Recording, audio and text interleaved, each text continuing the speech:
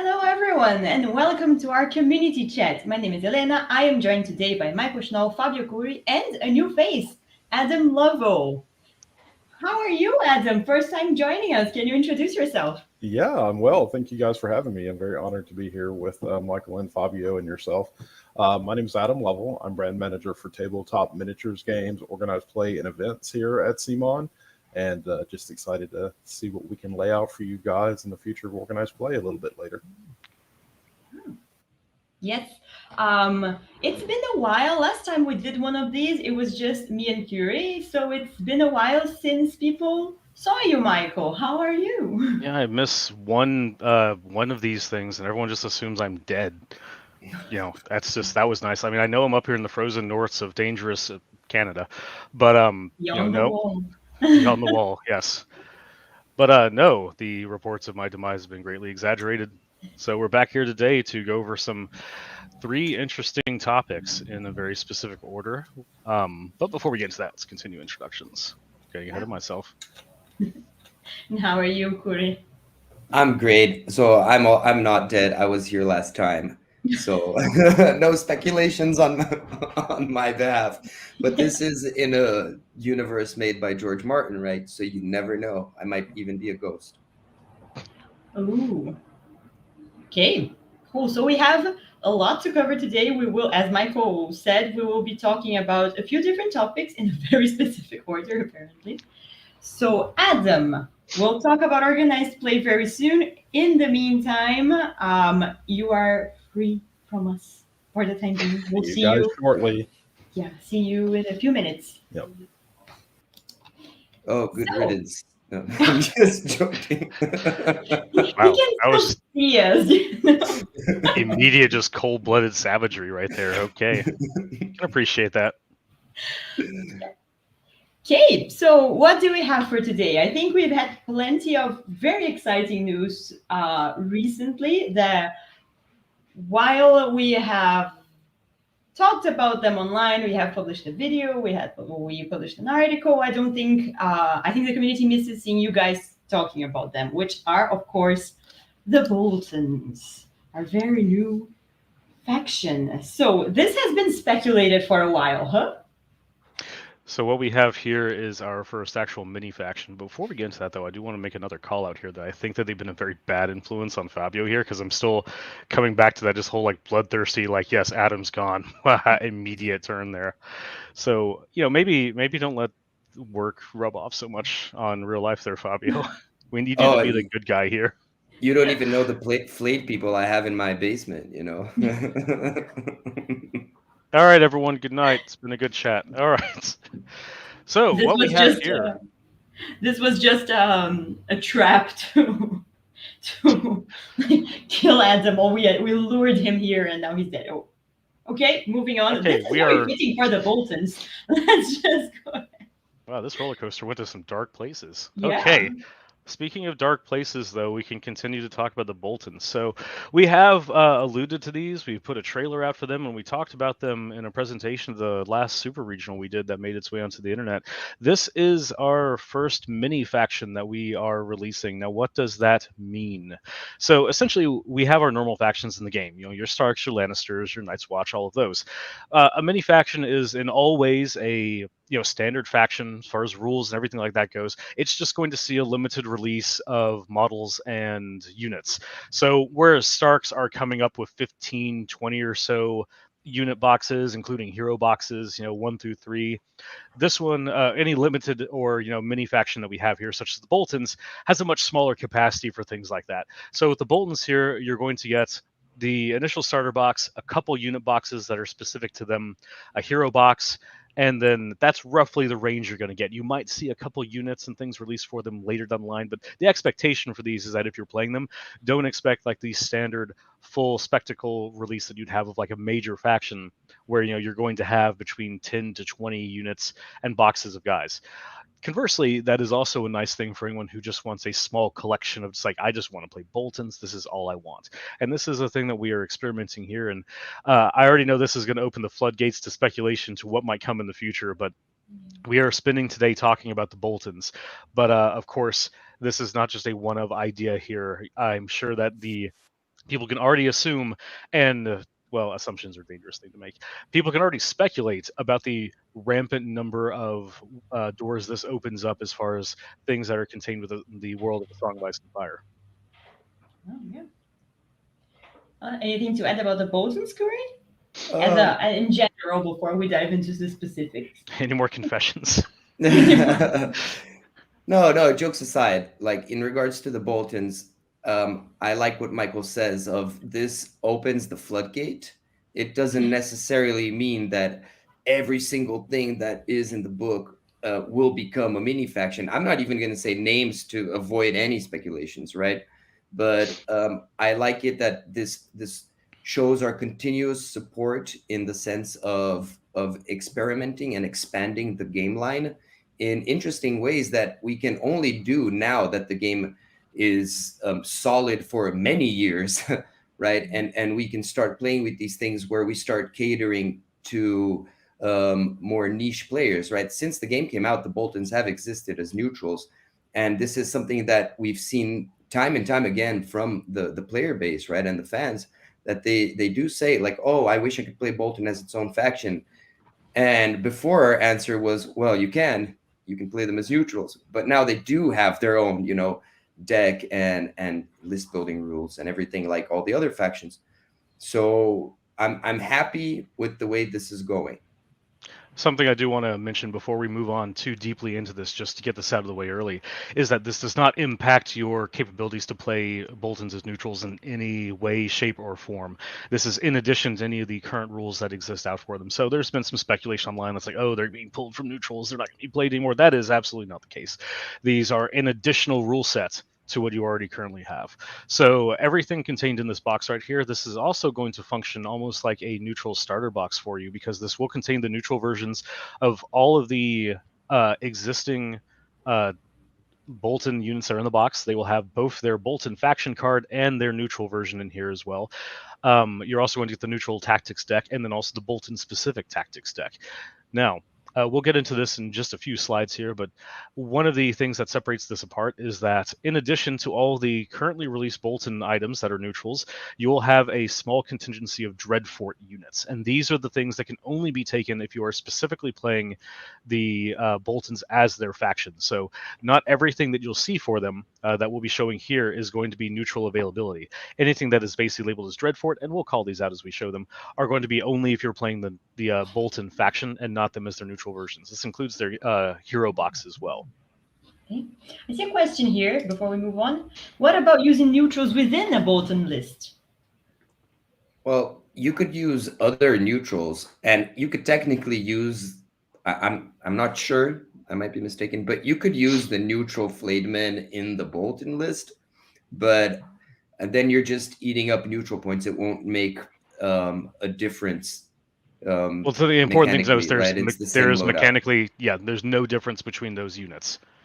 So you could technically just put the card down and say like, yes, I'm playing these as neutrals, but it will make zero effects on your list as far as like anything that means anything. It literally just means you're not going to be able to take neutrals in there. And just expanding on this question, right, about using neutrals, maybe they didn't mean the neutral Boltons, right? Yes, you can use Vargo, Hote, and Bloody Mummers with the Boltons, for example, the same as you would with any other faction. Yep. Okay. Let's move on to the next slide and see what surprises await us in the Dreadfort. Oh no. Never a good sight to see. Well, speaking of good sights to see, here we have some resculpts of our two commanders that are coming in the starter box, Roose and Ramsey. This should be as no surprise to anyone here. Their attachment cards and commander cards are going to be pretty much the same as you've seen with the neutral versions, but they do have a host of new tactics cards to again go along with the Bolton faction deck that they have. But we are getting some great new sculpts of both of them. Ramsey is always a mixed thing to see because he is just kind of a disgusting character, but I just like how that's always captured so well. And then Roose, every single Roose sculpt we have is along some of my favorite in the game, and this one is no exception. Yeah. I want to take back my statement. Like I meant the characters because they do look great. It's just the gut reaction is too strong with these characters. Like these guys. I like it like in this Ramsey that you can even see like even in the miniature sculpt, his smile is dastardly, you know, and it's very fun to paint. Yeah. Shall we move on? Let's see the next slide. Game. So here we have an example of two of the NCUs that are coming in the starter box here. Helena, would you like to take a guess at who two of these are? I think I know this. Jane and Walda. Walda? Okay. I will refrain from expanding on that. A little bit of inside joke for our chat. We were chatting about these backstage here, and yes, for anyone who is a fan of the books, you'll see that there are, well, three familiar characters here. One we have Riku, who we're already accustomed with, but the others appearing here would be Fat Walda Frey. You know, a very Also, you affectionate. can say it. Just I can't. Otherwise, I'm a mean girl bullying Walda. I mean, I've got like arm flaps and everything, so I feel like I can. But here we have a Fat Walda Frey. And then we have, yes, Gene Poole, which was the other speculative one that we had posted, and people were taking guesses to who this is. And this is actually Gene Poole, aka Arya Stark, which for anyone who has only watched the show versus the books, that might be a little confusing. I would suggest go and look that up yourselves. But yes, these are our two NCUs that appear in the starter box for the Boltons. And then we have Reek showing up, you know, to accompany Ramsey, just like he did in the previous versions. Yeah, these are really cool. They look really cool. I especially like Jean's coat. I remember with the look of Jean there, when we were giving the descriptions to the artist, we definitely wanted to capture this kind of look of just worried sadness in the expression. And I know it's not showing up here a bit because they're just a little bit faded, but I am actually very happy with how that was grasped. And then also with Walda, how just that kind of sneering arrogance, you know, now that she is, you know, she's one of the, you know, I guess the lady of the Dreadfort. You know, just the little subtle expressions that the artist captures on some of our 2D art. I feel that needs special call out sometimes. Sure. So let's move on to our next one and see what we have. Okay, so we're getting to the first batch of showing that we have our resculpts appearing in the starter box. By the way, I guess we can go ahead and talk about the starter box contents and what is in there. So with the Bolton starter box, you are going to receive 2 units of the resculpted cutthroats, which you're seeing here. These are, I'm going to say this a lot because the Bolton's line is just some of my favorite aesthetic sculpts in the game here. And here you're just seeing them on full display. The old cutthroats were fine for carrying that kind of visceral feel, but these guys just take that to a whole nother level. Like every one of their weapons just looks like these guys are ready to just do what needs to be done and enjoy doing it. Yeah. So with your starter box, you are going to be receiving 2 units of these resculpted in there, a unit of Blackguard, and then a unit of the new Dreadfort archers. Oh. Which here we have our resculpted Blackguard, or Blackguard, however you want to pronounce that. George was never super keen on forcing people to pronounce names a certain way. There's actually several interviews out there where he says, hey, to pronounce it however you want. But here, again, more just lovely sculpts. I just love how just menacing these guys feel now. Really goes along with their horrific visage. The spiked shields, just, yeah. I can't gush over these guys enough. Yeah, these are definitely beautiful. And the archers you mentioned. Yes, we have the Dreadfort archers and then a couple of the attachments in the back being the Bolton Flayer and the Dreadfort captain. So here with the Dreadfort archers, this is an example of one of the units that is unique to the Bolton faction. So you can only take these if you are playing Boltons. They cannot be run as neutrals in any capacity. And, well, these are the range support option for them. And I believe we have some stat cards to show as well to basically highlight some of these. So, okay, here, just showing in the box what you're getting. You're getting the neutral and the Bolton faction-specific versions of all the cards that appear in there. So you're getting, you know, double your cards in there with the new art, as you can see. And all the Bolton faction aesthetics carry that whole flayed skin look about them, that kind of, well, pink skin. So, you know, that's always pleasing to see on the table. We do have some more cards. I think people were asking for cards earlier on, like, I see the minis, but where are the cards? So, can you tell us about how these guys play? So showing here, you have your cards. As we talked about, these are the old versions, the current versions of the neutrals, except done in the Bolton faction colors, with the cutthroats, the blackguard, and then also in the starter box, even though the units are not in there, you are getting cards for the flayedmen and the bastards girls in there. So again, if you have all this previous stuff, you just pick up a Bolton starter box here, and you're getting everything to cover all your bases. And then again, you'll have the additional new units in there, such as the Dreadfort archers, which everything else that you've seen, this is all things that exist in the War Council app. People have seen the the Dreadfort Archers are one of the new units. And Fabio, do you want to take some time to talk about those? Okay, so the Dreadfort archers, we did their ruthless volley in a liking to the Stark bowmen, right, where they can actually ignore units and terrains when tracing line of sight. This is a thematic choice, right? Because funny enough, the Boltons and Starks are historical rivals, right? And they kind of fight the same, right? Their archers are kind of trained the same. Once again, they do have a support position, right? And the idea is, well, Boltons are focused on panic attacks and attacking your morale, let's say. And one thing that's a really interesting mechanic in general is when you shoot into units that are engaged, right? Your own friendly units suffer panic tests, for example. So in the case of the Boltons and the Dreadfort archers, they care less about their own men, right? They're very ruthless, and that's why it's called ruthless volley. And and that's their whole design ideas, right? They're shooting into combat, so you can very easily, do like a charging volley with your bastards girls, and then shoot in that with your Dreadfort archers. So they enable some very interesting ways to play with archers that we haven't really tapped into design wise with other factions and other archers.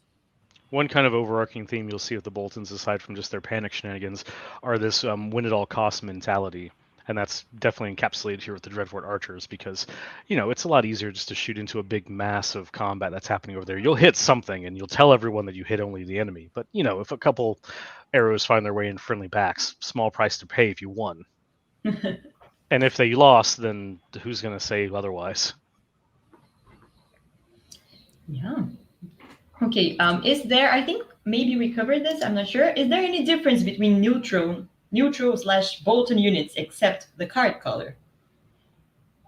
There are existing the existing neutral Boltons. The only thing that is going to change is quote unquote the card color, right? But once again, there are the Dreadfort units which are exclusively Bolton and therefore will not have the neutral version. Right? That's just a general recap there. There is no mechanical difference between the neutral version of Bolton units and the in-house or the in-faction units. They have the same stats if they exist abilities. in crossover. Yep. Flayedmen are the Flayedmen. Same way as Bolton the bastards Stormcrows girls for are Targaryens. Yes. Fair enough. Okay. Shall we move forward? Let's go on. Yes. Okay. Okay, so I saw a question earlier on asking about other boxes. So, what are we looking at? So as we discussed, there are a few specific boxes that are for the faction, and that makes them their mini faction. This is a limited release run, and by that I mean very specifically, the number of unit boxes that are released is limited. Not that like you're not gonna be able to get them after a certain point, or like there's a certain window to buy them. No, what I mean here is that like they're getting Hero Box 1, and then 2 or 3 unit boxes past that.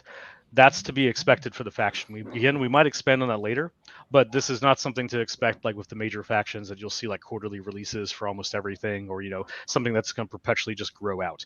These are specifically with a smaller scope in mind here, just because we want them to be a unique play style here that people can like pick up and play. Like, I just want to play Boltons. Okay, you can just play Boltons, but they should come into that with the expectation that you're not going to have as robust a roster as one of the major players seen in some of the other factions. So basically, when you pick a mini faction, you're specializing, right? So you're going for a more specific, unique kind of play style, and in exchange, you would be giving up options, right? In list building, just by the amount of units. I like Michael said, it's not impossible that we make more units and more hero boxes, but I would be very surprised if we ever got to Bolton Heroes 3, right? Hmm. That's kind of the gist of it. But speaking about what we have in this box here, this box is mainly consisting of units that create up the Bastards Boys, Ramsey's little kind of cohorts. You'll see a lot of their special characters, but also you're getting a new commander in this box. And Helena, I believe we can move to the next slide. Yeah. Just to show an example of two of the more famous characters appearing in this box is you have Steel Strength's Walden, who is going to make up a third commander option for the Boltons. One of the more, I guess, kind of militant figures that appear in the Dreadfort, whereas a lot of them, like, you kind of just assume that they're going to be this kind of like scurvy gang of just like cutthroats and everything. This is one of the few people that actually has like formal military training, can actually like get people to act like they should. Not to say he's any less ruthless than, okay, well, yeah, he is definitely less ruthless than like Roos, but not by much. And then we have Ben Bones, the Kennel Master, for Ramsey's personal dogs, which is a fan favorite just because of well, for maybe not the best reasons, but still. And something you'll see here is that we're not going to spoil too much of what he does, but with Ben Bones, he can go in any unit, but he gets his cost is specifically reduced by 1 if he is attached into a unit of Bastards Girls. So I'm not going to get into too many things of what he does. We'll slowly reveal and like let people speculate that when we get closer to the release of this faction. And but yeah, you'll see several things like that where you'll have certain attachments that will gain benefits or reductions for specifically if we're going into specific units, thus furthering up that kind of flavor. Again, you're working with a limited roster of characters and materials here, but they're going to do some unique things compared to what you would see elsewhere. Just to get to this question again, in case people missed it, can Bolton still take other neutral units such as Mummers, Golden Company, etc.? Yeah, it's good that you brought this up again because I would like to correct myself. I previously said yes, but I'm sorry. I apologize. No, if you go Bolton as their own mini faction, they cannot take neutrals. So I'll correct myself still in the same video. Oh, I didn't even hear that you had said that earlier. Sorry for not catching that. But yes, Yeah, there is yeah, I'm so there's sorry. the special rule card. I believe it's the Secrets of the Dreadfort or some kind of I floaty think Inner Circle. inner I've circle, forgotten. something along there. But no, they are limited to their own roster of what they have here. If you're playing full Boltons. So most of the Boltons are like basically the Boltons that already have neutral options are still be neutral, and you can still play them in the neutral deck. But if you decide to go full Bolton, or let's call it Dreadfort, then no, you cannot bring in the other neutrals. Yep, that's what you get in exchange for your own full regalia of special rules, abilities, and things that synergize with the specific units in your faction. Let's check the next slide here because I'm curious to see. Is the next slide, Helena, just I guess a sneak preview? Is that Bolton still stuff or? Yeah. Okay, yes. All right, we have two more talking about their because yes, you have your own cadre of NCUs here, of course, for the Boltons as well. Tybold, the Maester of the Dreadfort, showing up. I also have special callouts here to Sour Island for one of the Bastards Boys. As you see, another one of those mechanics where the first Bastards Boy attachment included in your army is free. He has the Bastards Boy key name, basically like the, not surname, but you get the secondary name there. So you'll have a number of those options. They each do different things to augment any units that you put them in, but they're going to synergize very much with the cutthroats in some cases. I like this one very specifically, though, being an image, because this is something that I'll just go and throw out there. Even from the first time we saw the 2D art for this character, I can't unsee just evil Shaggy from Scooby-Doo. Yeah. Oh my god, you ruined it.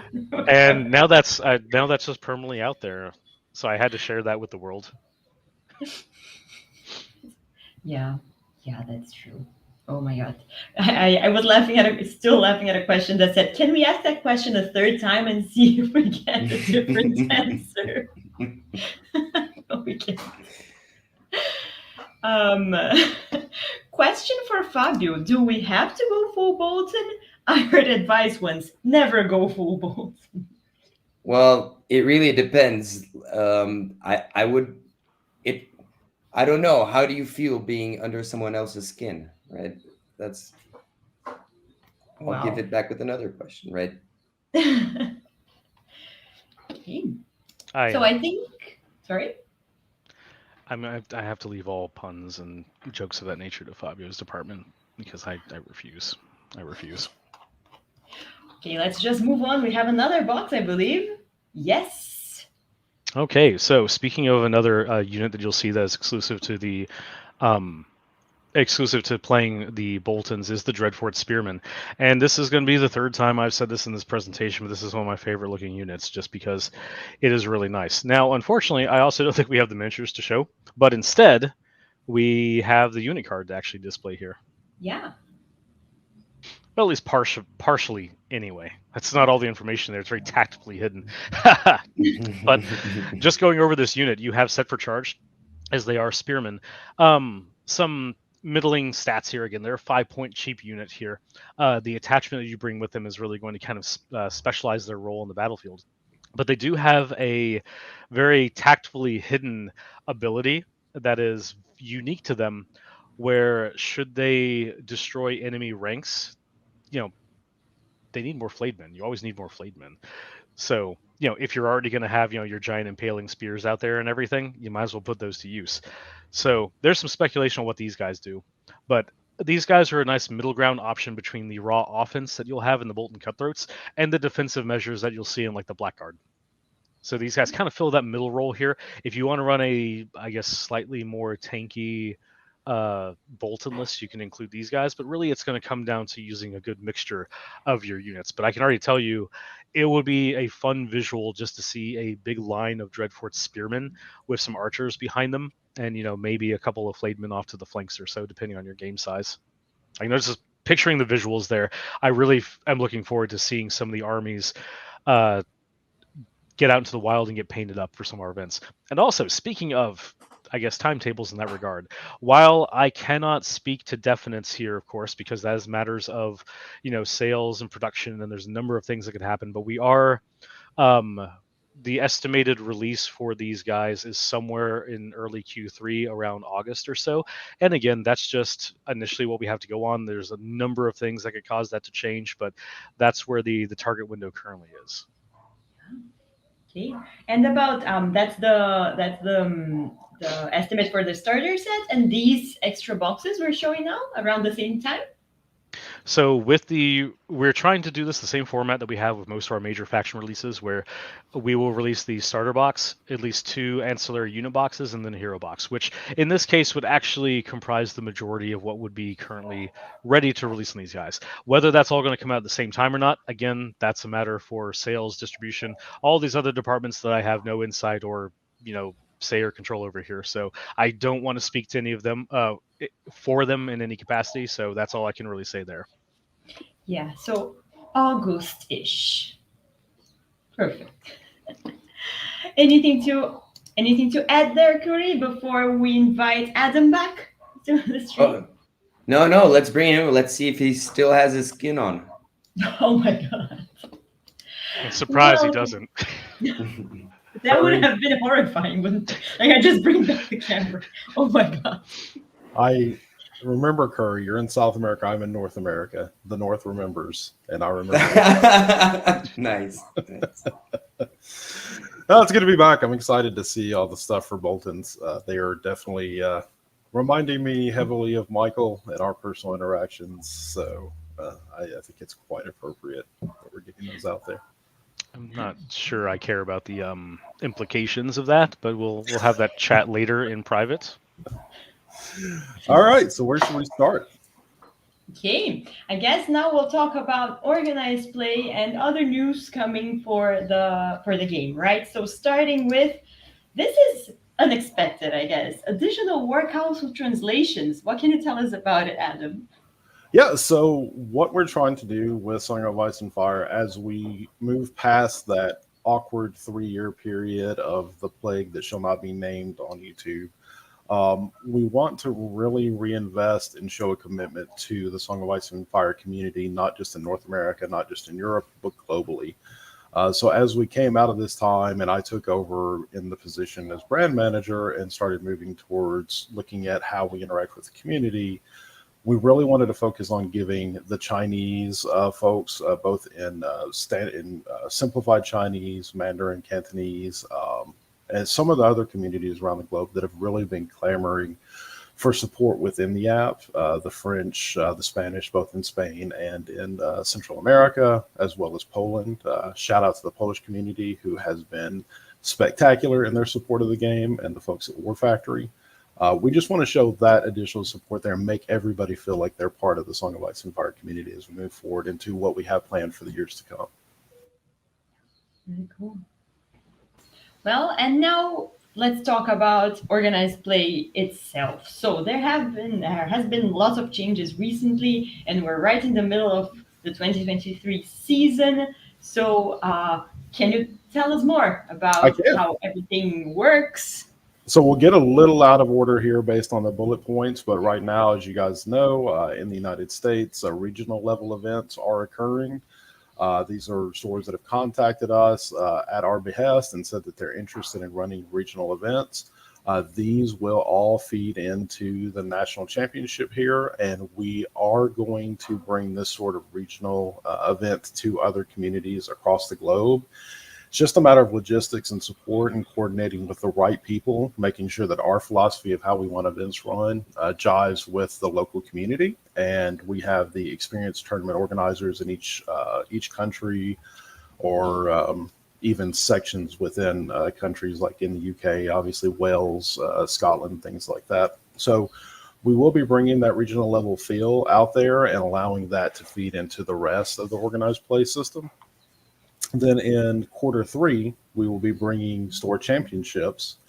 So what these will be comprised mainly of some support kits to give people cool little freebies and an experience to come in and play at their local store. So we can allow stores to play these typically once a month. I think that's what we're going to go with for the time being. And anything that we do here and any processes are constantly being evaluated for how the community is looking at them.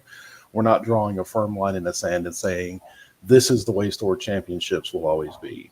We really want to hear from the player base. We really want to hear from retailers who get energized about the game and supporting it and building communities about what works best for you. And we can even look at changing things for different regions. Maybe the folks in Asia, we change it up for them based on what their player base likes. We just want to be really open to those sorts of things.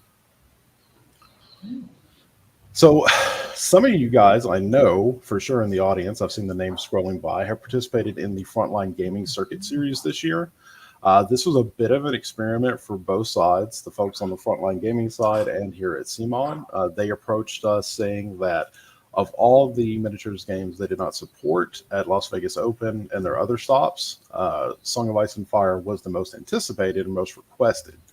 So we kicked off 2023 with support at Las Vegas Open, which I want to make a quick addendum. I sent out notifications. Our prize support issue with our distributor has been finally worked out. You guys should be receiving all your prize support. Those of you who qualify for that for LVO, apologies for the long delay, but when you're working with other distribution partners outside your control, these things can sometimes happen. So we're getting that worked out.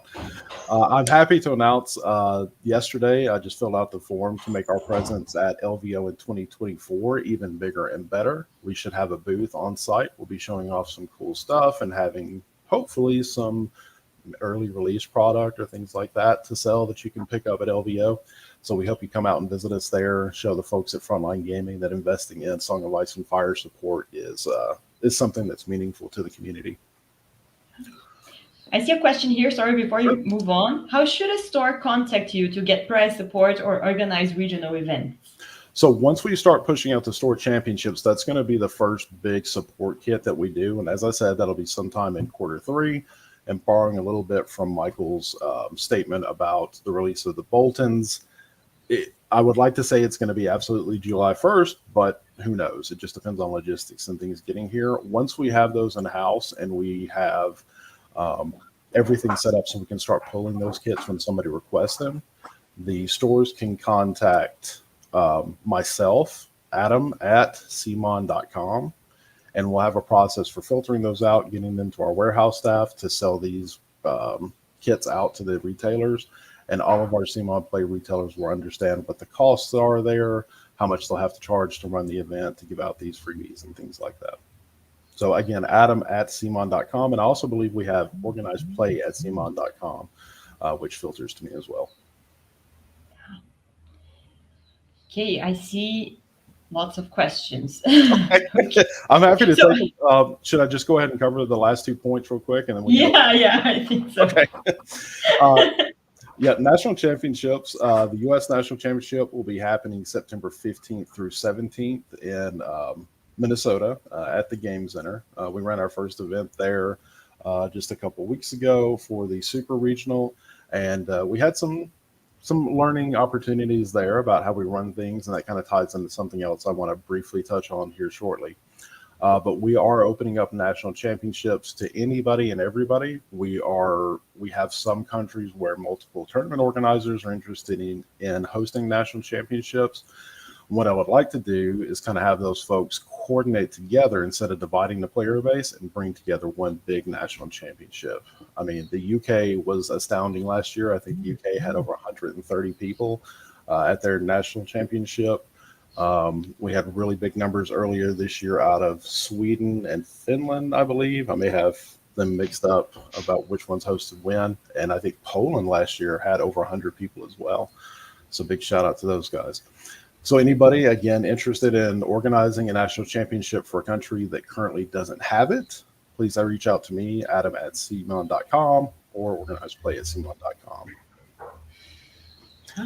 Then Realms of Battle Multinational Cups.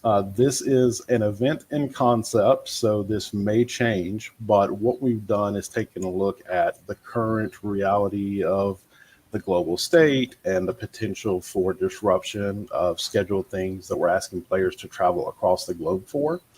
So for the next few years, what we're going to do is focus on global regions. So say South America, North America, Eurasia, the Pacific coast, and Australia. And we're going to have those be the culmination of the play year. So folks will play in their national championships and then go on to a multinational cup, where they will play folks from other nations in one centralized location within that global region.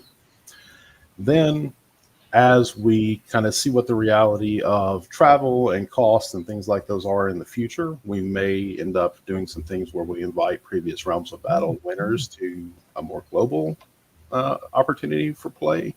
But I don't want to speak too much about that right now because that's in the concept phase. Oh.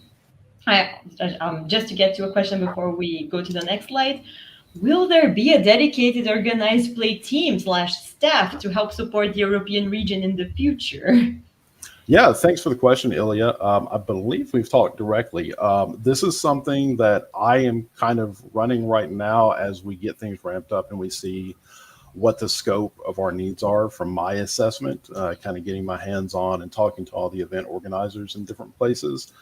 That is something we're looking at, to have direct support within each continent that we can get things very quickly. Right now, I'm sure some of you in the chat have worked with me, and it gets a bit complicated sometimes getting organized play support or big tournament support out to folks around the globe when I'm based here in the United States. But I promise you, we're working on solutions for that. Okay. Shall we go to Adam covering the world? Yes. I try. So shall we go to the next slide? I think it's about nationals. Sure. Yeah, national championships. Exciting. Yeah, absolutely. We have taken the decision to move the national championships away from Gen Con, and that is predominantly because I looked at it last year and I said, okay, we're asking Song of Ice and Fire players who qualify to come into Gen Con, spend $125 on a ticket. With some background noise. Yeah, that's my street. It's gone. Yeah, so it just felt very weird asking everybody to come in, pay $125 to get into Gen Con, and then every time I saw those players, they're in the event hall playing Song of Ice and Fire. So it's like a barrier to entry for content at the show you're not even going to engage with. It doesn't sit well with me. So we worked with the folks at Game Center. Christian Peterson, well-known game designer in the industry. He owns the Game Center in Roseville, Minnesota, and we are partnering with them for this year to host the U.S. National Championship there in conjunction with CMON Expo, which will be occurring at the same time. So that's September 15th through 17th. This will guarantee seats to regional level event winners. Regional level events are regionals, of course, the Frontline Gaming Circuit Series. Then I've also opened up something we're experimenting with this year. Anyone who organizes a national championship or some of these special, smaller regional events we've selected in certain countries, if you act as a tournament organizer or a head judge for one of those events, you have a guaranteed seat at the U.S. Nationals. That is not travel or anything like that or accommodations, but we are opening up the possibility that you can guarantee your seat there, because once we open this up to open sign up, those seats could go very quickly for anybody who hasn't qualified through some other events. Then just to recap, in 2022, we had national championships in UK, Poland, France, Italy, Spain, Denmark, and Germany that I know of. I'm not saying that those are inclusive of everything, but those are the ones that did report in. And then we also had national championships in several Asian and South Pacific locations planned for 2023. So those will be communicated out as we get closer to having those things locked down. Wow. Yeah, trying to go in prestige worldwide, hopefully. Well, that is a lot. I just happened to glance down and I saw a question about will there be any events for the painters of Song of Ice and Fire. Yeah. Stay tuned to General CMON Communications on social media. I think we have a very interesting announcement coming sometime later this year about paint competitions and the like. Okay. There. One thing I want to kind of throw in there, which is just keeps hitting in the back of my mind, is that like the talk of, you know, tournaments and whatnot at Gen Con or any major conventions. If you have conventions that are based around major tournaments, such as like Adepticon, LVO, and those things, that's a much different kind of mood and mindset versus like having a tournament at Gen Con. And that's one of the reasons why it got moved to its own event, much like Adam said, is that like if you're going to Gen Con, you're paying to get in and you're kind of expected that you're paying for the whole spectacle of Gen Con as a whole, and not to spend 8 hours of your Saturday or Sunday, you know, playing in one single tournament and just missing all of that. You know, and that's just kind of general convention advice for people as well. That like, you know, while I always love seeing people playing in tournaments, and for some people conventions like this are the only chance they get to play in big tournaments, it is definitely kind of a feels bad moment where it's like, man, it's Saturday Gen Con. Okay, I can, between this hour break that I have in between rounds, go get food and then also see the rest of the convention that I can that day. So moving this to its own independent venue and location and making it the focus is definitely, you know, a beneficial choice for, you know, the long run. Yeah, and we want to celebrate with you guys. We love the game ourselves internally. We love the property. We love the IP. We want to celebrate the life of a Song of Ice and Fire organized play participant. It takes a lot of dedication to play at that level and keep track of all the stuff that's involved in a tabletop miniatures game. So we really want to say thank you. And I think if you talk to the folks who came out to the Super Regional in Minnesota or saw some of the stuff they posted online, we are committed to really making those experiences valuable for you, not just with the free swag we give away, but also with the interactions with staff and just having a good time as much as we can offer. So we hope you come out. Yeah. Well, we only have 15 minutes and we still have a lot to cover. So while you guys watching us are welcome to leave your questions in the comments and I'll try to pick them as we go. We do need to move forward to the final section, right? Yeah, super important to get to this stuff. So I will go backstage and let you guys look at the cool stuff again. Oh, I was just going to leave you here with us in case more questions come up. Sure, sounds good. Okay. Yeah, I was like, we're just getting Adam in and out. It's like he's just sweeping down in like Superman, dropping a bunch of things that people like hearing, and then like my job here is done. Other places need me. You guys know everybody's here to see the miniatures and the units that you guys talk about. I'm just I'm the filler in the middle. Oh, Not really. that's Like I see most people here are calling you a legend, so I'm gonna stick with that.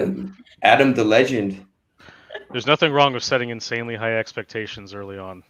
If I have achieved anything, it's by standing on the shoulders of giants, as I believe Newton said. So all credit to Michael and Curry and the rest of the team that have been working on this for 7, 8, 9 years in the background. So I'm just happy to be here and honored to ask to attend. Really cool. Okay. That's a very classy outro, and it's very hard to follow up on that because now I feel like we're just diving back to the commoners here. That's like, oh no, now we have to go back and we have to talk. Yeah, okay. but now we talk numbers, I guess, right, Michael? We do get to talk about some exciting stuff here. Now the ball is back in our court. Let's have a section to go out on here. And Helena, I know that you said that we have only 15 minutes left. Can we maybe get you just for like a little bit of extra time if we need it? Because I feel it's going to be worth it. I guess, yeah. Okay. We try to keep this an hour long, but nobody's going to kick us out. Okay, I just wanted to put that responsibility on you, so if that 10 minutes comes up and it's like, oh, we got to go, then when we hit 1 hour exactly, I'll just cut the live. Just live feed cuts right out. We're done. You guys are gonna see the next 2 slides, and boom, it's done. And you put the outro music, right? That today was rock and roll. Credits roll.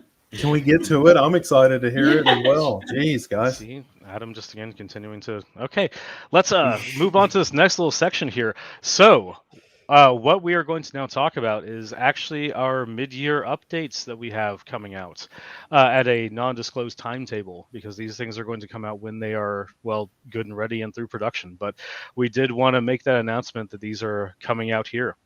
So, as we have talked about in the past, we aim to have updates at the start/end of a calendar year, and then if we want to do them as well, a mid-year one as well.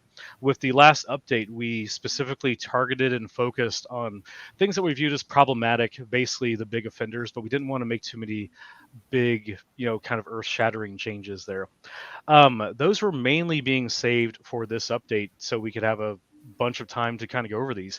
This next update that we are doing, which, just to get this out of the way, timetable is TBA. This might come out in a few months. It might come out closer to Q4 in the year. Again, this is going to come out when it is ready and when it should come out. But this next update here is a specific focus of buffing underperforming things that we just feel could use a little bit of a boost here, with a specific focus on commanders. And I know that's a lot of talk here, but we actually have a number of things to show, and we'll just kind of get right into it. Fabio, does that sound good to you? Yeah, that sounds great to me. In my mind, I'm already updates. Right from the start. Great. So let's see I love the zeal. One. Shall we? Let's move on. Yes. Hey. Okay. So, do you mind? Oh, sorry. I would say that we basically should talk a little bit about the kind of the design focus and philosophy that we're going in for this one here. As I said, before we get into the specifics. Now, keep in mind that everything you're seeing here is work in progress. The templates, the abilities, everything here is subject to change. This is just a snapshot of where these changes were at the time that these assets were gathered. So I don't even want to say that these are the most updated ones. They could have changed since then as well. That's a whole part of that speculative process that I'm sure the internet will just run rampant on anyway. So for this update, as I said, we wanted to kind of buff the things that we saw that were underperforming, and with a specific focus on commanders, which we'll get more into later. But you're going to see some standard unit tweaks and some ability changes that you'll see across the board here, and we'll get into some of them and kind of the general overview of some of the factions. Again, we have a limited amount of time, and we have a lot that we would potentially be covering. But that's kind of like the general direction that you're looking at here. With the last patch, we felt like we hit most of the problematic things that we wanted to kind of dealt with, that we felt were actually like hurting things. And now this is kind of this is the kind of patch that I think people view as kind of the fun one, because like this is the one where a lot of things get buffed and very few things are actually getting kind of nerfed or toned down. Not to say things aren't. But I think today we're going to focus on some of the things that we're just elevating up. So Fabio, you can go ahead and take it from here on the Tully Cavaliers. Okay, so on the Tully Cavaliers, I'm going to go a little bit with our design philosophy of why this was relevant changing, right? They stayed the same mostly, but if you see, their last ability used to be Embolden, and now it's Rally Banner, which is a new ability. And well, before, Embolden is a very powerful ability, but in the Starks, it didn't feel like it was very much needed, right? And now Rally Banner really makes your House Tully Cavaliers want to be in the middle of the action, not just as a morale bubble, right? Giving a morale bubble bonus, but because they're actually going to benefit from what the Starks already, from the rest of the Starks that already have a pretty decent morale, right? So we feel that this is a way more relevant ability for this unit to have. Of course, that since Embolden affected them, their morale went from 6+ to 5+, just so they're not losing stats just because we changed an ability, right? So they're super awesome. I love the House Tully Cavaliers in their new iteration. Oh, does this mean that Embolden is not going to exist anymore, like in the previous update where lots of the abilities were changed outright? No, Embolden still exists. We just believe that House Tully Cavaliers have a better fit with Rally Banner. This also is going to play into more of the overall kind of like Tully mini theme that you see in there, with the Blackfish. Like, he's all about, increasing morale and giving you benefits for passing those, and this just kind of plays into that more. Now, I know that some people will probably lament the loss of Embolden and say that, this is an example here of more of kind of a role adjustment than it is a straight nerf or buff in this case. To However me, you want this to is view a it. buff. This is a straight This is buff. But... to me this is a buff in the fact that its role changed. Whereas before it was a mobile, just kind of a in Embolden, it increased your morale. That's very good, but in an army that maybe doesn't need it the most, but is at a lack of is a lack of healing options. This change here just opens up a lot more avenues here, because typically the Starks are on the better end of the morale spectrum here. Now, of course, they still fall to the same pitfalls that other factions do if they're coming across an army that targets their morale, but they have other tools to deal with that. It's just a matter of what did they need, what were they lacking, and where can that be best kind of put in. Now, of course, we're not removing faction weaknesses or anything. This is just giving you more options when it comes to diversity. And it's pushing more into the Tully theme as well. I agree with what Michael said in that regard, that even like the Blackfish, they play around morale a lot, but just giving out a morale bonus, it is already playing around morale, but this fits the theme better of, passing morale tests, healing. This feels very Tully to me in this situation, right? In this comp. And just in case anyone is not this doesn't click with anyone, keep in mind that every panic test you take is a morale test. So, anytime you're attacked, if you pass your morale test, you're straight up healing a wound off the attack. This is adding to that tanky nature that falls in with the House Tully units in general. Okay. Let's carry on. Carry on? Okay. Dothraki Outriders.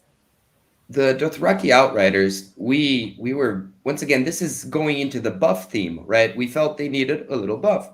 So now in their Outriders bow, in addition to everything else, if they didn't perform their cavalry maneuver, they also gain precision now.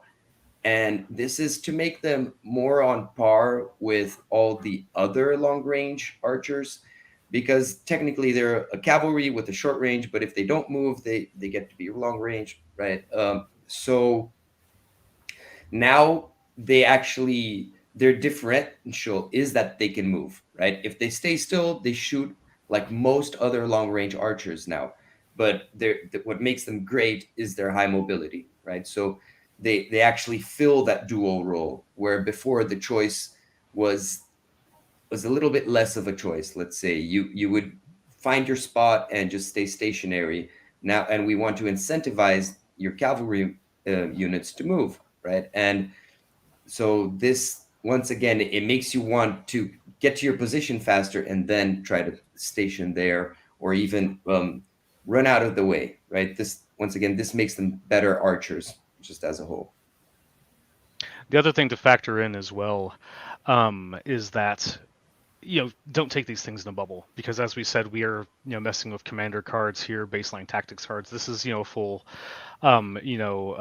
look over for things that we want to adjust. So nothing was off limits here when we started messing with things. So, no, and also just to counter this other point as well, no, this is not something on the scale of like the 2021 updates where every single thing was revamped. This is much more like you'd see in the previous year's one, where, we're not afraid to look at problematic tactics cards. And in case of commanders, like I said, this was a focus here. So, of course, we had to look at commander tactics cards and attachments here.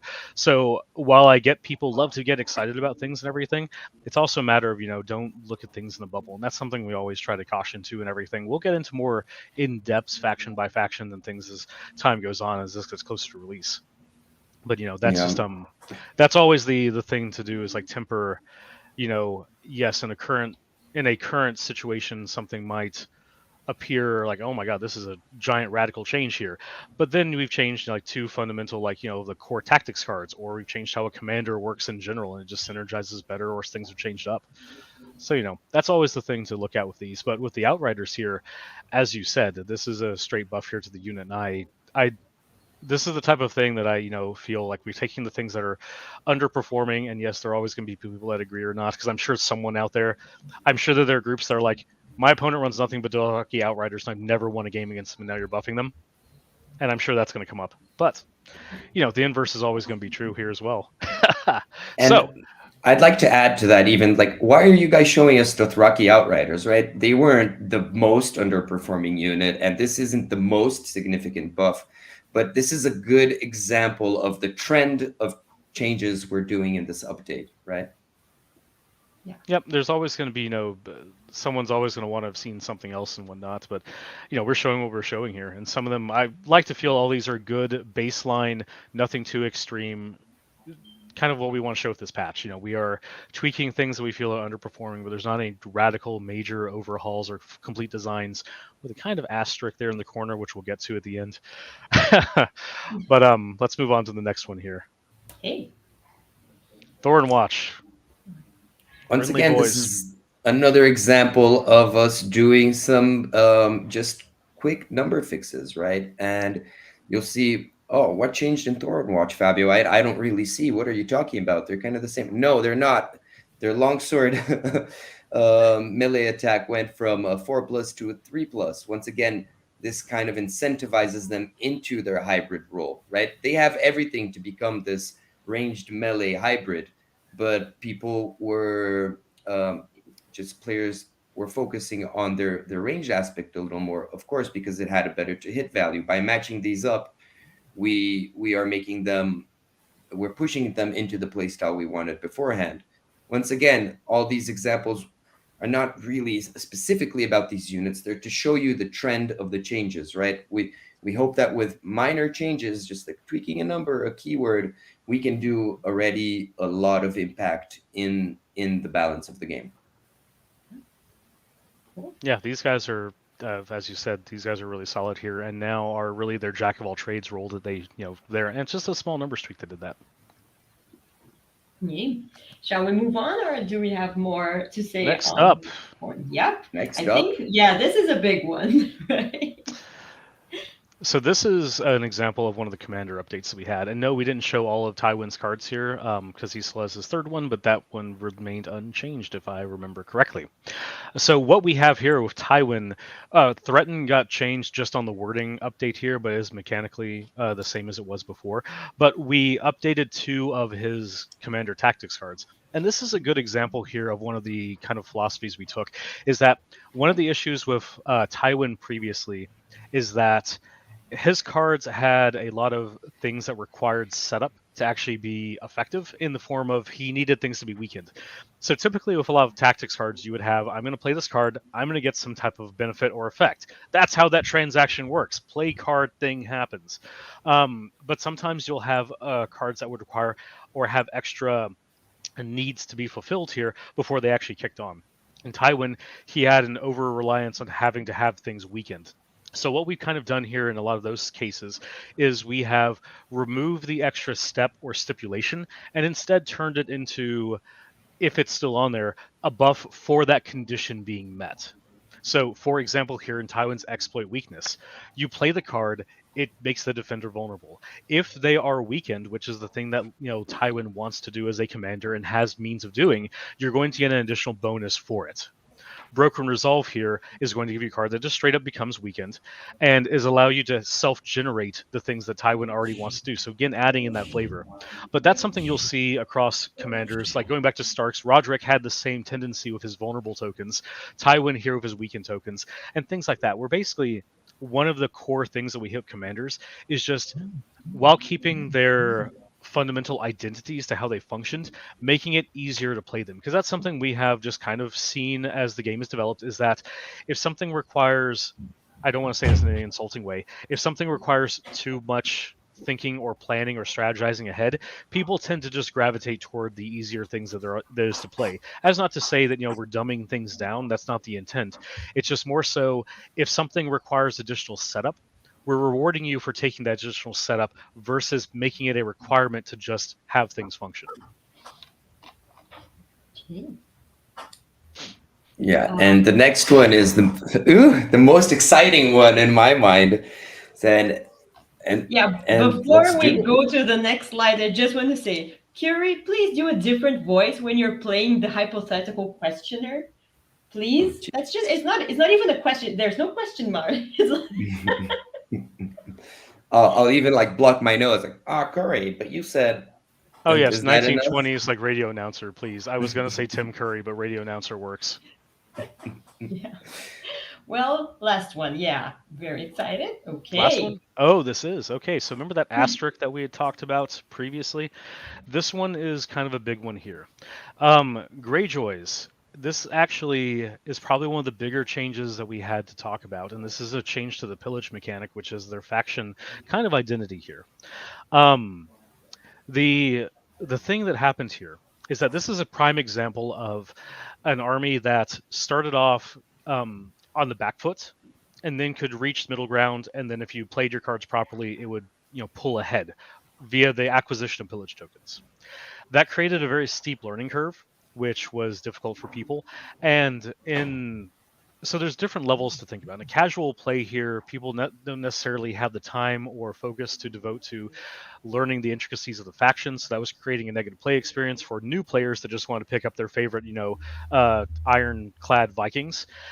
In a professional in a pro level tournament play, it was creating the same issue of I'm having to put in extra work for the potential future gains, but a smart opponent has ways of keeping me from doing there. So I'm basically fighting an uphill fight from the get-go. Why would I want that? Now, having addressed that and looked into that, that was something that was a bit of a larger change than we could just like tweak an ability here. So what we did with the Greyjoys in general is that we had to go back to basics on this and actually just reevaluate the core mechanic of pillage. And what we did here is the solution we ended up coming to is, one, we removed pillage from all of the unit cards. Two, we moved it to its special rules card here, this Raiders of the Iron Island. And you still amass pillage the exact same way that you did before, but now you're gaining benefits for those pillage tokens, aside from just them being tokens that don't do anything innately, but having other abilities that trigger off them. They're actually going to give you a small benefit for having, in the form of, if you have one of them, you're going to gain +1 to your morale test rolls. And if you have two of them, you'll gain +1 attack die. In addition to this, most every unit has some additional benefit that will trigger if you have two pillage tokens. So, for example, the Reaver's axes here on the Ironborn Reavers, if they have two pillage tokens, they get to reroll any attack dice. This is in addition to the +1 morale and the +1 attack die that they're going to be getting just from having pillage as well. So now you're going to have a unit that is going to kind of start on the same basic kind of page as a lot of other baseline 5-point units here. But if you allow them to ramp up and have that snowball effect, and you, as the Greyjoy player, keep them alive and keep them actually topped up, they're going to reward you for that by just becoming a nightmare unit later in the game. Well, okay, nightmare unit's a little strong words. It's still a 5-point unit, but the potential benefits that you can get here are going to ramp up throughout the game versus just, oh, I need these things to get my engine actually going. Now your engine is just kind of right there, and whatever fuel you're throwing into it in the form of pillage tokens is just going to make you that much better, from the get-go. Yeah, I'd like to add as well that we're just showing the Reavers now, and I already see lots of people asking about other interactions like divide the spoils on the archers, because now you only gain pillage on melee attacks because people are already reading the cards like super fast. And of course, that's all taken care of, right? And we don't want to show the whole faction and everything that we changed, but basically all Greyjoy units that had pillage, right, have Well, suffered actually, alterations. everything So that interacted with pillage had to be looked at. So this is a bigger overhaul than any other single faction received, because again, a core mechanic for them had to be reevaluated. So this is definitely one that I would say, I would caution against people just going, oh, I'm just going to play the new pillage rules and then keep all the units the same, because you're going to have that's going to be a nightmare army to play against, because even this small little buff here is going to change that. But this is one that, like, every unit that had pillage had to be reevaluated and was tweaked in some way to how they interact with pillage, taking into consideration the +1 morale, +1 attack die buff, and what it means to actually have pillage on that unit. So even more than that, every unit, attachment, NCU, tactics card, right? If it had pillage written there, we had to stop and reassess, right? And because, and even now, like pillage, basically every single Greyjoy unit in the game now has this pillage, right? Because of Raiders of the Iron Island, where before we would say, oh, this guy would have pillage and this guy wouldn't, or something like that. Now everyone has it as long as they have the Greyjoy emblem. So once again, it was all reassessed, right? just to get the questions out of the way about the Lysine sellswords as well, those guys will be impacted by this update in their own unique way when this update actually drops. Which, again, stating that this update will drop when it's good and ready. I don't want to give any type of timetable for that other than not soon. But just to quell any speculation there, as well as what not soon means, ideally we would have this out in a couple months, but I don't want to go into any more specifics than that, because we're going to release it when it's ready. We're not going to set a timetable for it and then rush or to meet that timetable just because that's the day we said. We're going to release this when we feel it's good, and we'll keep you guys updated with some more of the live streams and also just articles as we get further along in the process there. Yeah, our focus is always good game balance and good product, right? And not churning things out as fast as we can, right? It has to be good. Yep. And just to cover the last question they're asked, that would mean that Greyjoy units without pillage would need looking at too. That is correct. As I said, this is a sweeping change to the overall faction. Every single unit in the faction has been affected in some capacity, and every single unit, as a result, had to be evaluated and rebalanced across this new exciting world. And I think a question that it's good that we kept Adam here, because please consider major events when releasing this. So I think this is probably the final question we'll have time to address today before we say our goodbyes. But this is an update that will likely release in the middle of organized play season. So how... we don't have a timeline yet. A change in game rules is expected to affect organized play? I don't get it. No, obviously, we are having very... Don't you guys have cell phones? Yeah. We have very, very... we are very keyed into how this affects organized play and how it affects the run-up to big events. Obviously, that's something we're talking about here. We are going to do our best to avoid those situations. But as I said in an internal call the other day, if we spent all of our time trying to not have a rules update anytime somebody in the world was having an event, we would never get an update released. So we understand it's sensitive. We're doing our best to work around the big marquee events. But I will say that any tournament that's organized around the world, engage with your tournament organizer, engage with the head judge, and likewise, if you're a tournament organizer or a head judge, you need to be communicating to your player base which rule set you're going to play. If you put out an event 2 months from now and say, we're going to be using this rule set, and then if a new rule set drops or an update drops 2 weeks out from the event, we're not going to honor that. We're going to play with the current rules. That's your decision as a tournament organizer. So please, tournament organizers, be prepared to answer these questions. If you have any questions, please contact me about how you should handle it, and I'll consult with Michael. We'll get you a good answer. But in general, tournament organizers decide how you're going to run the events and communicate that to your player base very clearly. Thank you. Well, I think that's the time we had for today. We even went a few minutes over. Any final message to the audience before we wrap up? Let's start with Michael. Let's go clockwise. Oh, geez, put on the spot there. I guess we do need to finish with Adam because he is really good at the outros. No pressure. But I would just like to say, like, again, this is an exciting year that we have had. A lot of on the back end, because now we're actually getting to the point where we get to actually talk about a lot of the cool stuff that we had planned coming up. So this is the Bolton releases, the updates. So a lot of the stuff that we've been working on for the last, 6 plus, well, in the Bolton's case, that's more like 12 to 18 months. But point is, like, we're seeing a lot of things that we were excited about in the past that were all internal now coming to fruition, and that we're actually getting to talk about and start addressing onto the public, and that's always an exciting time to have.